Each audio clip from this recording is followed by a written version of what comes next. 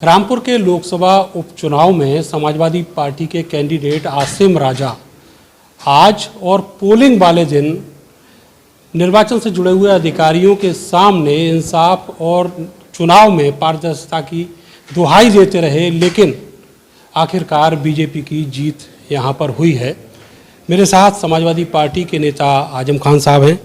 Sir, आपने अभी जब आप संबोधित कर रहे थे कार्यकर्ताओं को, तो आपने कहा कि सरकार घृणा करती है मुसलमानों से, आपसे।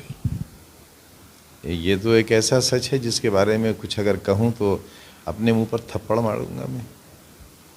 एक ऐसे सच को झुठलाने से क्या फ़ायदा। और आपने यहाँ अगर 2-3 दिन रहे हैं तो उस घृणा का नंगा नाच देखा भी होगा। जिस तरह की चुनाव में तकरीरें हुई, जैसे भाषण हुए कब्रिस्तान और शमशान को लेकर, पहला नंबर का माफिया बताया गया मैं देश का।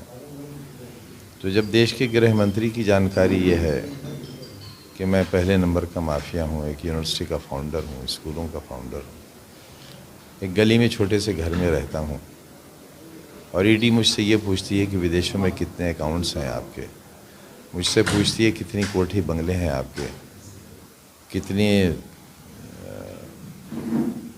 यानी क्या क्या पूछते थे। तो क्या कह सकता हूँ इसके बाद। आपने पोलिंग वाले दिन भी ये कहा था कि ज्यादती हो रही है, वोट नहीं डालने दिए जा रहे हैं, लोगों ने कोशिश भी बहुत की, लेकिन आज जब नतीजे आए तो। ये बात तो हम चुनाव से पहले से कह रहे थे कि ऐसा होगा, क्योंकि ये पहली बार नहीं हुआ। जब मेरा पार्लियामेंट का चुनाव था उस वक्त भी यही हुआ था। सॉरी, जब लोकसभा मैंने लड़ी थी, मुझे तकरीबन 3 लाख वोट से जीतना चाहिए था, जो 1.25 लाख पर लाकर रुक गई थी। लेकिन क्योंकि मार्जिन बहुत ज़्यादा था, इसलिए बहुत ज़्यादा बेईमानी से काम चल नहीं सका। फिर विधानसभा का चुनाव हुआ, जो मैंने सीट छोड़ी थी, उसमें उस तजर्बे को और बढ़ाकर इस्तेमाल किया गया, उस आतंक को, उस प्रशासनिक गुंडागर्दी को। फिर भी हम चुनाव जीत गए।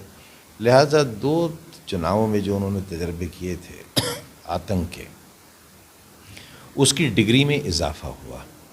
उन्होंने देखा कि जब इतना डिग्री जुल्म किया हमने तो ये रिज़ल्ट आया, जब इतना डिग्री जुल्म किया हमने तो हम और आगे बढ़े। लिहाजा अब इतना डिग्री जुल्म करेंगे तो हम कामयाब हो जाएंगे। उतना ही डिग्री जुल्म किया उन्होंने। अब आप सोचिए कि जो जहाँ एक भी अदर देन मुस्लिम का घर नहीं है, और वो 1500 का पोलिंग है, उसमें 4 वोट पड़े। 900 का पोलिंग है, वहाँ 1 वोट पड़ा।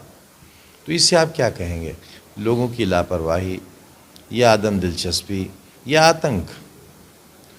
आपने देखा है गली के नाकों पर 5-5 AK-47 लिए हुए, सड़क ज़मीनों पर डंडे बचाकर खुलेआम माँ बहन की औरतों को गालियाँ देते हुए, दाढ़ियाँ पकड़ते हुए, गले दबाते हुए, ठोकरों से मारते हुए, औरतों को दौड़ा दौड़ा कर डंडे से मारते हुए। तो ये चुनाव कहाँ हुआ?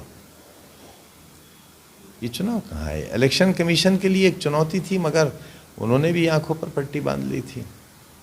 सर, आपने कहा कि इलेक्शन कमीशन ने भी आपकी शिकायत पर तवज्जो नहीं दी, तो क्या भविष्य में का साथ दिया, जालिम घृणा का साथ दिया। आगे आने वाले जो चुनाव हैं वो आप किस तरीके से देखते हैं? अभी आपने एक बात कही कि आपसे अगर वोट देने से ही सरकार को या बीजेपी वालों को अगर वो चाहते हैं कि वोट ना दें, तो देश चलाने वालों को, देश चलाने वाले अगर ये समझते हैं कि ये एक अमुक आबादी ऐसी है जिसकी वजह से हमारी गद्दी खतरे में आती है, और लाओ इन पर जुल्म करें, इन्हें बर्बाद करें, इन्हें तबाह करें, तो हम आखिर कब तक तबाह हों? बचाने कोई आता नहीं हमें, तबाह करने वाले का कोई हाथ नहीं रोकता। चुनाव में हमारे जिक्र तक नहीं होते, वोट सबको चाहिए, तो फिर आखिर किसके लिए हम? फिर ऐसा ही तो होगा कि पूरा देश गुजरात की तरह खामोश हो जाएगा।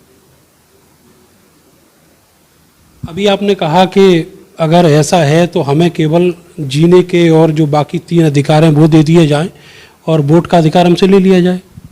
मगर मेरी मानेगा कौन? मेरी मानेगा कौन? वही नहीं मानेंगे जिनका वोट है। बहुत बहुत शुक्रिया आपका। तो आजम खान साहब ये बता रहे हैं कि आगे आने वाले वक्त में जिस अमुक कौम की बात हो रही है उसके लिए बहुत मुश्किल भरा समय है, क्योंकि ना तो निर्वाचन आयोग ने उनकी दरख्वास्त सुनी है और ना ही सरकार ने। कैमरा सहयोगी सानू के साथ में नरेंद्र, भारत समाचार।